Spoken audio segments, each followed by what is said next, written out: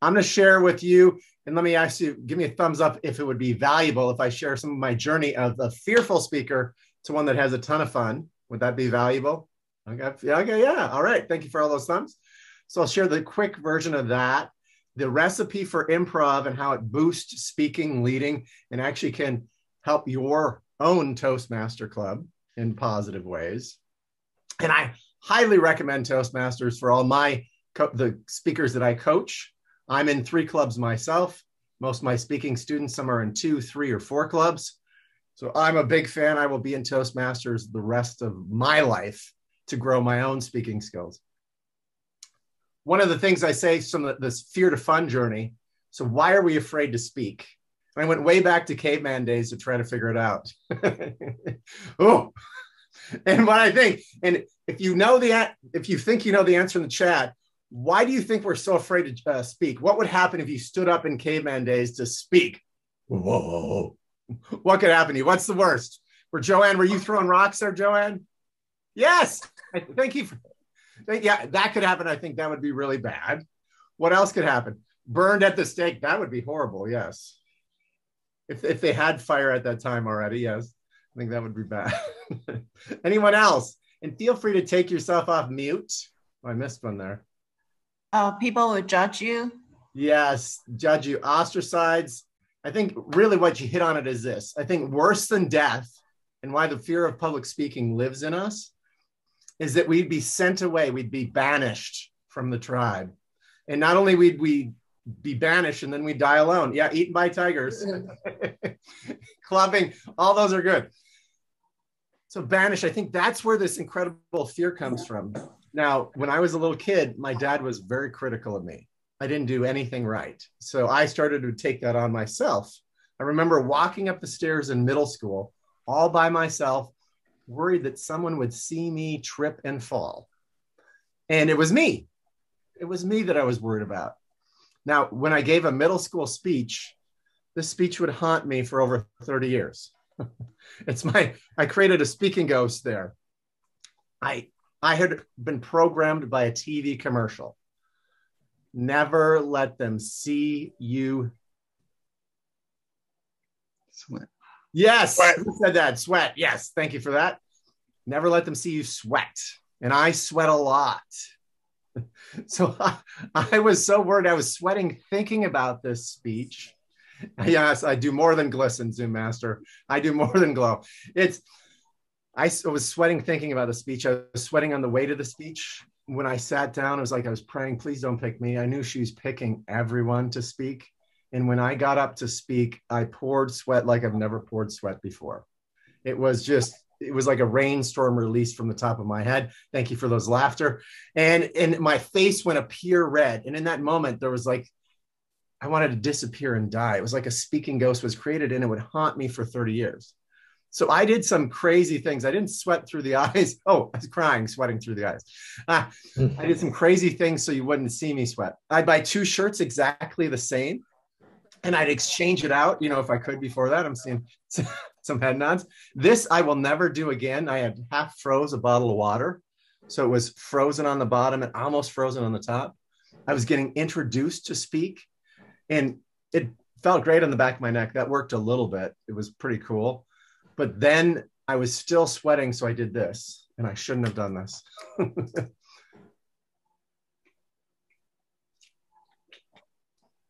I took a huge swig just as I was about to start talking, and when I started talking, I could tell my tongue was numb, and I was slurring my words. I don't know if I was slurring them that badly, but it felt like it, and I got all self-conscious, and I started to sweat anyway. My first improv show, which was in December in San Diego, California. And I was going, I love cool days because I sweat so much. But this was an 80-degree day. And I knew my improv teacher, Jackie Lowell, didn't like air conditioning. So I packed a cooler. And in that cooler, I was crazy at the time. I had 2 of those plastic flexible ice packs. And I brought them on purpose to put down my pants. And when it was hot in there, I went in the bathroom and I put it down the front of my pants, and it was an exhilarating experience.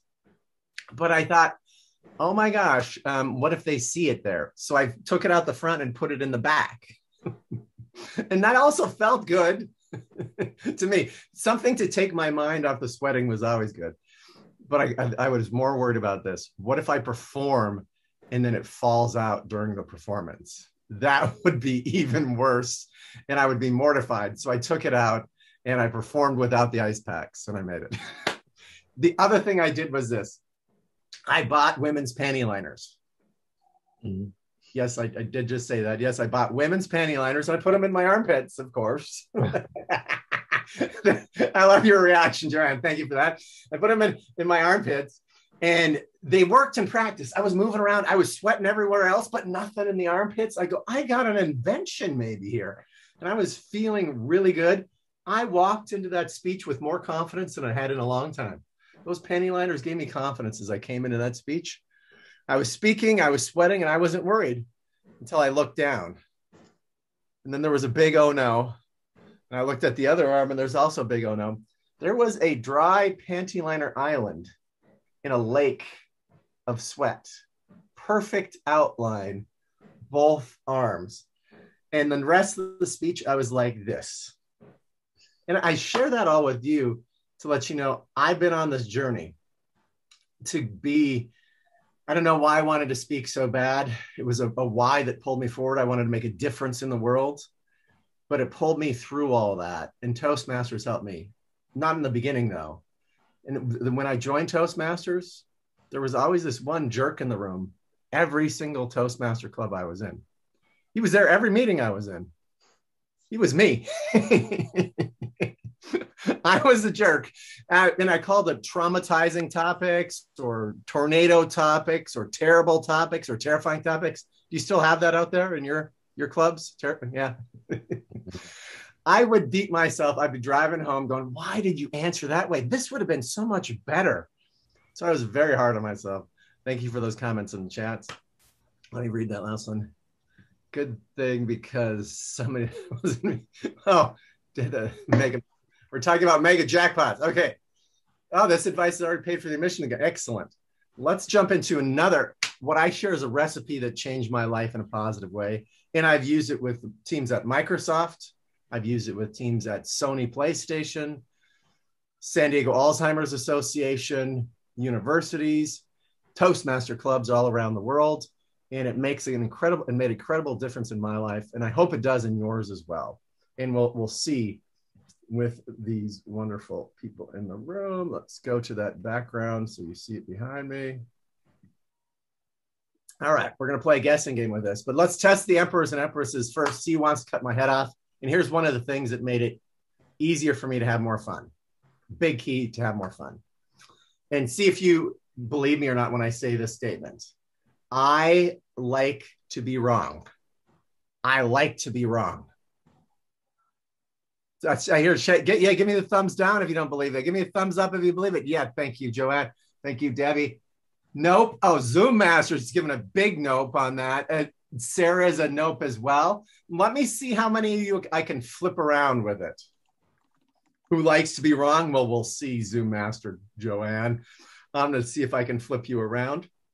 And I almost have a full 25 people on the screen. Now it's down to 21. I would love a full 25 out of this 43. If we can have 3 more on camera, I'd love that to light up the whole screen. So thank you for the thumbs down, Raul. Here's why I like to be wrong. Well, first of all, let me go back. I hated to be wrong. I hated to be wrong in the past. Because if I was wrong about something out here, I was wrong as a human being. When I was wrong about something out here, I was wrong as a human being, and I didn't know I was programmed that way. In the book Mindset, has anyone read the book Mindset? Give me a thumbs up if, yeah, I see some head shaking. Yeah, would you recommend those who've read the book? Tina, I saw you. You would definitely look at Tina, 2 thumbs up recommending the book. I would as well. Mindset by Carol Dweck, D-W-E-C-K. She, as well as Improv, as well as Toastmasters, helped me let go of this hating to be wrong because I was wrong. In the book Mindset, and I'll give you the 30-second version of the book. The fixed mindset, your talents and abilities are fixed in stone. And when you fail, you are the failure. The growth mindset, failure, you can always grow your talents and abilities, and failure is just feedback. I started to change my own program from failure, I'm the failure, to failure is just feedback. And it didn't happen in one night or two or 5 or 50 or 100, but eventually that program changed. So now when I fail, it's just feedback on how to get better. I like to get better and I love to learn and I'm super curious. That's why today I like to be wrong, because I don't make myself wrong and I get to learn something new. So let's see the emperors and empresses again. How many of you would say that, hey, I believe this guy now, he might like to be wrong? I get a few. Okay, I think I've switched a few people. I get more thumbs up. Thank you for that. That was like taking off a 200-pound backpack, because every speech I gave before that was a test of who I am as a human being. And there'll be something in this recipe also that helped me do that. Still nope. Thank you. You should be skeptical, Harlan. You know, let me read that full quote there. I think if you see in the chat box, Harlan is skeptical. Nope, not a spin cell, sorry. All right, I will see if you should be skeptical of me. You're just meeting me, even though other people around the world in Toastmaster clubs love me. I'll share this with you. This recipe, we'll see if this recipe adds some magic to your life. The first one, the first blank is the basic principle of improv. The basic principle of improv. And let me say this before you start guessing. I love guesses. I love bad guesses. And I especially love funny guesses. So if you have a funny guess, a bad guess, put it in the chat or come off mute and share it out loud. Any guesses what the 2-word basis of improv is? I'm seeing some faces. This is not a big improv group, I would guess. And. Who said that? Yes, and. Where are you? Yes, and. Oh, Kyle, thank you. You are absolutely correct, Kyle. Have you played improv before, Kyle? Oh, yeah. I have. And I'm the current president of our new Toastmasters Club, Improv Your Life. We need a tagline. What's our tagline? What is our tagline? Where insanity happens? No. I love it. So later today, actually Saturday at 11 a.m. Pacific, I am president of Improvicus Toastmaster Club that meets Saturday at 11 a.m. So Kyle, Harlan, I love you guys. All right, let's go to this. Yes, and is that key? And I don't know if I got any funny lines in the chat instead. Twizzle sticks, that's good. Yes, and okay, we got yes, and. So that's to affirm and add something to that. And the reason it's so powerful is a couple psychologists said no is the most dangerous word in the world. And they put people, and how they came to that conclusion is they put people in an fMRI scanner and just flashed the word no. And about a dozen stress-producing chemicals were produced in the body that sent people into fight, flight, or freeze, the scary Zoom freeze. Fight, flight, or freeze, meaning the blood left your thinking part of your brain into the primitive alligator brain. That's probably what happens. And who here has had experience speaking when you went into your tunnel vision? Besides me, who here? Yeah, thank you for that, Joanne. Joanne and me are the only ones. Oh, Kyle's also. There's a cat. Okay. That tunnel vision is a scary place to be because you are in that fear zone. This can help you play with that and get out of that tunnel vision. Now, number 2 on my list is what I believe is the number 1 skill you learn in Toastmasters. It is the number 1 skill in leadership, sales, negotiation, and relationships. What would that skill be? Someone guessed it right away. And did they put a question mark behind it? Yes, they did. It is listening. Listen. And let's see with the emperors and empresses, how many of you agree that listening is the number 1 skill in sales, negotiation, leadership, and communication? Look at all those thumbs up, people. I'm having the screen in gallery and I got a ton of thumbs up. And that's pretty much every group I'm in. Toastmasters is one of the few organizations that is constantly on a mission to boost your listening skills. So even when you're not speaking, you're boosting what we've now all agreed on, to where most of us have agreed on. And watch out, Nicholas, there's a bear behind you. I just saw that. Be careful. We've all agreed is the number 1 skill, or most of us agreed is the number 1 skill in sales, negotiation, leadership, and relationships. I like that. Listen without bias. Here's another cool one. that I heard. Are you listening with the willingness to be changed? Are you listening with the willingness to be changed? Because then are you really listening if you're not? Are you just preparing your next monologue you say back to them and dueling monologues that no one takes in anything else? And so I love putting that out. Toastmasters gives us a gift in that way. Even when we're not speaking, we're working on what we have decided here is one of the top skills we can work on. All right, number 3 is how we take listening to a whole nother level. And I like someone just put listen to understand, not respond. That will take listening to a whole nother level. Active listening that's been put in the chat will take listening to a whole nother level. In number 3, magic lives in the number 3 blank. And that's number 3 is where the biggest key for me having fun as a speaker came in versus being fearful. So how do we take listening to a whole nother level? I love the comments in the chat so far. All those things do it. Anything else?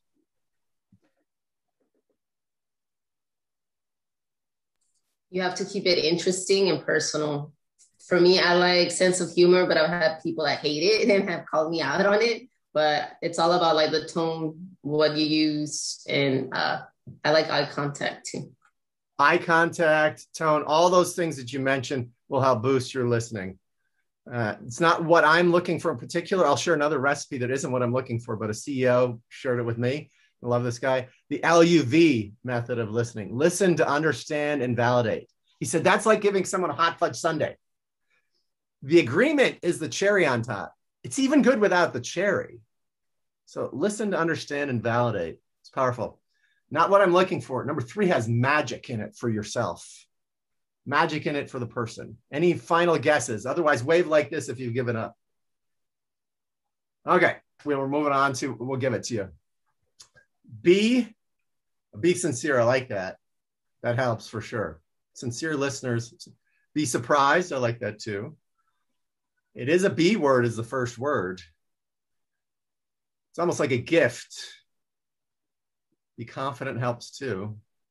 Oh, who said that? There's a winner in there. I knew I could wait long enough to get a winner. Where are we? Doris. Doris Tuckett is our winner. All right, Doris. Be present. Be present is the answer. I see some heads nodding. How many of you think being present would take your listening to a whole nother level? Yeah, thank you for all those thumbs up and the head nods. Being present, there's magic in the presence. And I say this way, the more present you are, the more fear just disappears. The more present you are, the more fear just disappears. Most fear is future projecting because it's like, I'm afraid for Nicholas right now that bear is going to rip into him. And if I future project that for him, I'm going to be afraid. You know, it's a fear is our future projecting. Fear is like, how am I going to fail? I'm going to fail in the speech. Instead of, I make this speech about how can I serve you? I'm here to serve everyone here. I'm the advisor to all these emperors and empresses in the room right now. And how can I best serve you? I'm present in that moment with that. And I wasn't always. Make your blank look blank. This is a great one for funny guesses. Make your blank look blank. And it's not, oh, your presentation look professional. I like that. How about make your face look interested? It's not that one either. Make sure your underwear are clean. It's not that one either. Make your wife look good. That's crucial, I think, in relationships. And actually, it's almost the right answer, Kyle. I'm just giving you a key there. It's almost the right answer. Mistakes look intentional. I kind of like that one too. Audience look good. Oh, Jessica, you hit on it. Life, basically, that's it. Make your people look great. Make your people look great. Whether it's your wife, your husband, your significant other, your kids, your fellow Toastmaster members, your audience. I like make your confidence look real. How about have your confidence actually be real? And this recipe can turn into having your confidence be real because you realize what it is. So imagine, here's what it does, and here's what great improv groups do. Improv groups is not how I can make myself look good. It's setting up other people to succeed. is this: everyone sets each other up to succeed. It creates incredible connection, collaboration, and willingness to jump out there. All right. So let me ask this question. How many of you, and this is a big one for the emperors and empresses to see if you take this on, how many thumbs up, one thumb up if it's a few people, two thumbs up if it's a lot of people? How many people would you like to yes and you, listen to you, be present while they listen to you, and make you look great? Thank you for that, Debbie. Right away, she knew the answer. All right. All right. Seen a lot of two thumbs up there. Okay. Excellent. So I'm going to flip it on you now. It's about to get flipped. How many of the people in your life would like you to be that way? To yes and them, listen, be present, make them look great. Yes. I think that. Thank you for that. And here's the key. I know you can do it. Will you do it is the key. Will you put in the effort to do it? I hope you will. I hope you see the power of this, because it's made me a more confident speaker, not playing at confidence, actually being confident, liking to make mistakes because my audience can pick me up and teach me something new, because you are my improv partner today. All of you are my improv partner in this today. And I'm doing my best to yes and you, listen, be present, make you look great as well. And so in business, make your customers and clients look great. You think your customers and clients would appreciate that? What about customer service people that look to make the customers and clients look great? What about making your coworkers, your boss, yes, that's right, Zoom Master Gene, make your boss look great. Now that it's an incredible key. It creates an incredible organization. And my mission is to spread it all over the world. That's why I'm here today. That's why I love doing what I get to do today.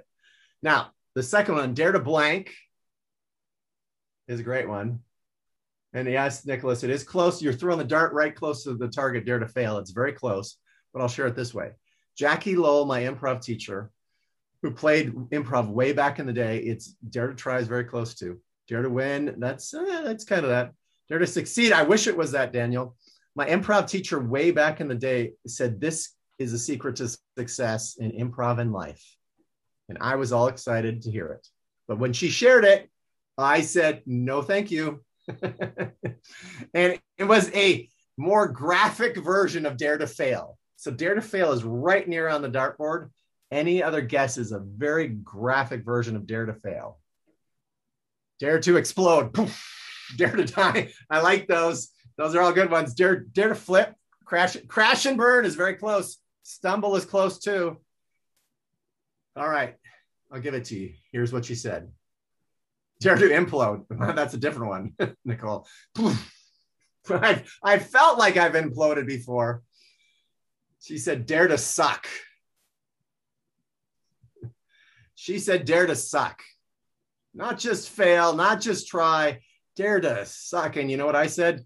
No, thank you. No, thank you. But the person next to me was like giddy, shaking their head. Yes, like this was a freeing thing. And the other person was almost floating out of their chair. And I'm going, nope, I don't want to do that. Because back then, when I failed, I was the failure. So do you think I want to suck at that moment? When I suck, I'd be the big failure. I'd be the public failure. It'd be my worst fear. That's why I didn't want to do it. That's why I resisted it. Eventually, I did it. And I'll share the first improv game, which was almost my last. Actually, let's do this one first before we do that. We'll play a first exercise. Ask me a question as we play with this you think I'd have to say no to.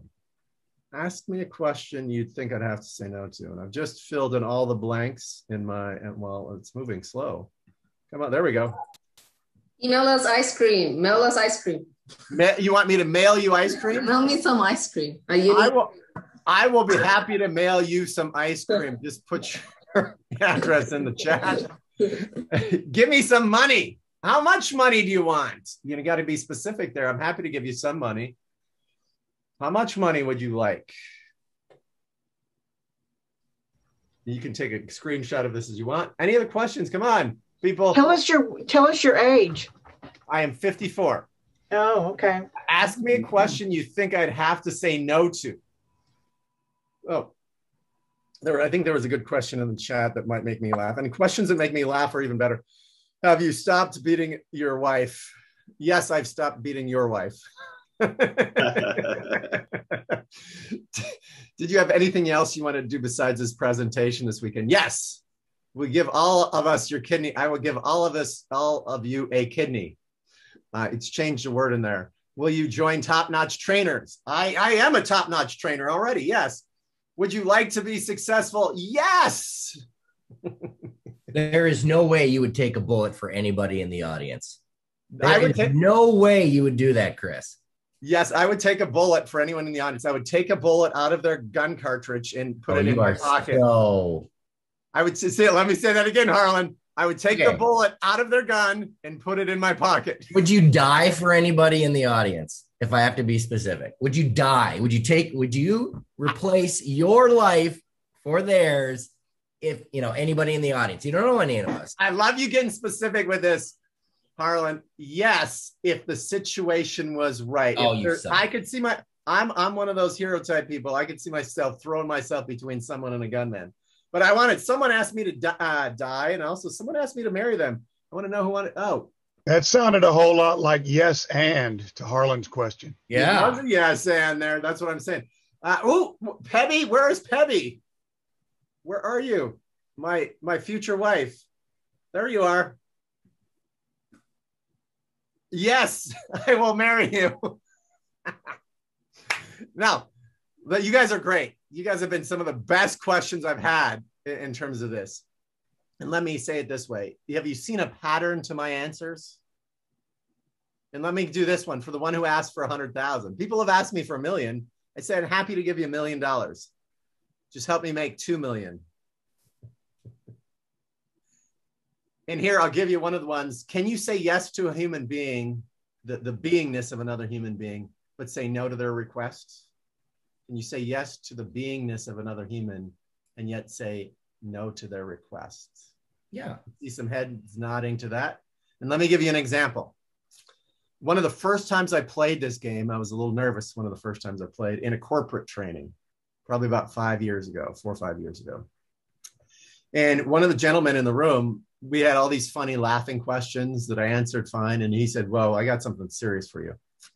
And he said, my son is 16 years old. He just got his driver's license and he already has a drinking problem. If you wanted the car keys on a Friday night, you cannot say yes to that, Chris. And what came to me is this. Yes, son, I can see why you'd want to take the car out to drive. I see how you want to feel your freedom in that way. I hope you know how much I love you. And I know you care about other human beings and would hate to see someone else hurt. And that is not saying, hey, here's the car keys, go play and drive and do whatever you want. It's not saying yes like that. It is saying yes to the human being that his son is. It's acknowledging him as a human being. It's not giving a flat no right away. You are spinning it. I got to read Harlan's whole answer here. You're spinning it, which is acceptable. Okay. Taking marketing to make it positive. I don't think it's spinning when I'm looking for truths that I can say yes and to. And certainly I'm looking for angles and some of the playful stuff, but I'm not spinning it with the son issue here. Can you say yes and yes, a full yes to the human being that's in front of you, but also give them a no to their particular request? A CEO came to me the other day on one of these calls and said, hey, I had one of my employees came up to me and I gave her a flat no because she wanted to put our name on plastic bags. All I could see is cost and issues. How would you handle that differently? And here's one of the ways you can handle it differently. Yes, thank you for bringing that to me. I love that you have ideas to make the company better. That's saying yes to her as a being right away. I love that you have ideas. Here's the 3 hurdles I see in terms of us making that happen. If you can figure out those 3 hurdles and you can show it how it benefits us, please bring that back to me and we can make this happen. So it's putting the ball back in their court. And what I get is this, and I'll share a fast story from when I share 10 times I've presented for Alzheimer's San Diego. And we work with caregivers, teaching them, yes, and listen, be present, make the people in your life look great. Because you know what? It feels good. It feels good to be a human being. So let me put it this way, just from a feeling point of view, and give me a thumbs up if you agree with it. Do you think it'd feel good as a human being to yes and another human being? To listen to them fully while you're present and make them look great? Oh my gosh, it feels so good. I'll give you 2 thumbs up on that one. Thank you for that, Kyle. It feels good to be the person who does that. So I hope that encourages you to take it more on. But what I get is you can yes and someone in a way without saying a full yes to them. You can say yes to them as a human being. So here's was one example. A granddaughter was in that room in Alzheimer's San Diego, and she said, yes and works. She said it this way: I used to fight with my grandma because she has visual hallucinations. She has Lewy body syndrome. She sees things that are not there. And we sometimes fight. I take her outside, even sure there's no one in the car, Grandma. There's no one in the car. She'd open the door. And then she was taught yes and one day Grandma was looking outside and she said, oh my gosh, there's a gorilla in your car. And the granddaughter said, yeah, that's my boyfriend. And the grandmother looked back and said, what? She said, yeah, he just likes to wear gorilla costumes, Grandma. And she looked back again and they started to laugh. There was nothing in the car. There was nothing there. But they laughed and connected versus fought. So how can you say yes and more to other human beings? It is powerful, just if you take that one thing on. Some people have done this. They've taken a screenshot of this. They put it in their phone and they put a reminder every day as the start of the day. How can I say yes and a little bit more? How can I be a little bit more present when I listen? How can I set other people up to succeed? Okay. It can be that powerful. Yeah. So, one of the things, so I want to talk about the game that almost was my first and last, not my first game, but almost my last game in my first day of improv. And that was called Pass the Object. And Jackie Lowe gave us a white toilet brush to a group of about 15 of us. And she said it was new. It looked new, but it didn't have a tag on it. And people turned into cool things like a butterfly net. I could see the butterfly net. I could see the tennis racket. I could see the badminton racket. And where was I? I was freaking out because my mind was completely blank. I was in the fear breathing zone, blood sucked to the tunnel vision, thinking in that moment, the critical me thinking, oh my gosh, this is going to be my first improv and last improv class if I can't come up with one stupid thing. That's how I was thinking in that moment. As it came closer and closer, something finally came to me. Canoe paddle. I was going to survive this game. I wasn't up the creek without a paddle. I had my paddle. I'm going to survive. And then the person next to me says, canoe paddle, and hands me this toilet brush. And there's that voice, I told you so. And all of a sudden I found myself with nothing. Instead, I was brushing my teeth with a toilet brush. and I survived that game. And I got looks like Kathy just gave me that grimace. And some people laughed and some people smiled. But I survived and I came back again and again. So this is strictly voluntary. Grab a pen if you have a pen. Grab a pen if you have a pen. And we're going to turn our pens into something they're not. Here you go with mine. Ready?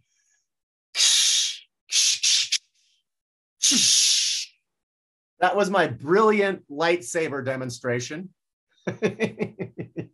Now, if you have a pen and you want to demonstrate it, and as we're going, how do you think this will benefit your speaking? How do you think about that as well? Brilliant. Thank you for that. Brilliant demonstration of that. Who's up? Who? Raise your hand. Come off mute. Raise your hand. Let me call on you. Yeah. Joanne, did you have something or no? No. Raise your hand. Volunteer. Yes. Kyle. All right. I have an antenna for the alien ship. Oh, I love it. I love it, Kyle. An antenna for an alien ship. I've never seen that one before. That's brand new to me. And all these I've done, and I've done thousands of people I've done this with. Kathy. Kyle's nickname is Mr. Unique. I love that. I like Mr. Unique, Kyle. Thank you for playing, Kyle, and thank you for the smiles and laughter during it. Anyone else want to play this game? Is Kyle the only one? And what's the fifth line on my thing? What is it called? Dare to suck? Maybe I have to inspire you again. So let me do this. Oh, Joanne, are you stabbing me, Joanne? I'm Brutus. Oh, Brutus. I feel like Caesar there. All right, Cheryl's got something. Uli does too. You have a telescope or whatever? Okay. It's a like a telescope. Nice. And is it? I spy something blue. And is it? How do you pronounce your name? Is it Eureka? Eureka? Uli. Uli. It is Eureka. Eureka. It's, I know this is simplistic, but it puts me in this noir mood. Well, I'll tell you what. Watching old movies. It does. And look at this. If everyone wants to do this, Matt, pretend you're smoking a cigarette and take a deep inhale. I bet you feel better after it. And that is from a person who never smoked a cigarette in her life.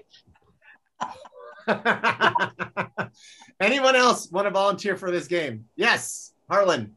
So you can do the 3-person bad guy thing, and you can say, you must pay the rent. I can't pay the rent. You must pay the rent. I can't pay the rent. I'll pay the rent. Curses foiled again. My hero. Nicely done, Harlan. Thank you. What a use of that pen. Very good. And also what I love that Harlan did there is dialogue. Playful dialogue. If you want to be a better speaker, learn dialogue. You know, it's actually, so I have a Speaker Skills Plus group that I created before the pandemic. And one of the big things we work on is dialogue, creating mysteries, metaphors, all that stuff. So I love it. Anyone else want to turn their pen into something that it is not? Yes, Kathy. Going to date myself, but this is a little micro hair shaver for women my age. They all get this. Very nice, Kathy. I love it. All right. Anyone else? I'm pulling up the chat. Was there, if there's something funny that I missed in the chat? Oh, Cheryl is a pirate. I knew it. My pen is Pinocchio's nose. Thank you, Nicole. Pinocchio's nose. Very nice. Love all those. All right. The power of this game is this. Unicorn. Doris is the unicorn. Very good. The power of this game is this. If I want to make a point, if I want to throw a dart in a dartboard, if I want to throw something in my hand, I can create real things live with what your body language is. Your body language says so much. I want to hammer a point home, you know, or lift someone up. And I'm guessing we have about 6 minutes left. Is that right, Kathy? Okay. You're good, but it was 5, but that's fine. Okay. I wanted a longer guess. So another game I'll play on Zoom when it first came around, and I probably should have done this in the breakout rooms. If I get another chance to play with you, I'll take you to breakout rooms, and one of my favorite games is New Choice. That is a phenomenal game if you've never played it. It's a partner game. You make new choices. But for now, I want you to caption me. Caption That was one of the first games I thought I created. Someone else might have. But you take a pose and someone captions you. Raise your hand, come off mute, and put a caption on my pose. What's number 5 say again? Dare to what? Charlie's Angels goes bald. Oh. Debbie, I like you even more. Fake Spock, I like that one too. What do I love about Debbie's is, for humor-wise, she could have ended on Charlie's Angels. But Charlie's Angel goes bald, just the end of the goes bald added the humor to it. Yeah. So well done, Debbie. I also like Fake Spock that doesn't know. I actually can't do the Spock move. No, yeah, all you showing off now that you're doing what I can't do. Good for you. I'm very happy for you out there. Okay. Any other captions for this? Follow my lead.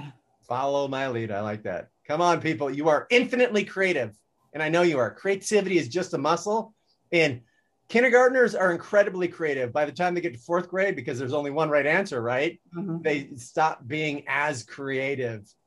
What is that? I'm praying. Yes. Please, people out there, put something and caption me. Dare to say. Mr. Clean's inspiration. What was that? A couple of you said something at once. The Happy Monk.